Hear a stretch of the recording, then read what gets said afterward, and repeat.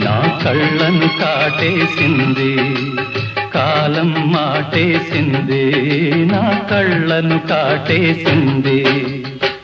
వేగు చుక్క మొలిచింది, వేకువ పొడ చూపింది, తూరుపు తెల్లవారక ముందే కాలం మాటేసింది, నా కళ్ళను కాటేసింది, కాలం మాటేసింది, నా కళ్ళను కాటేసింది.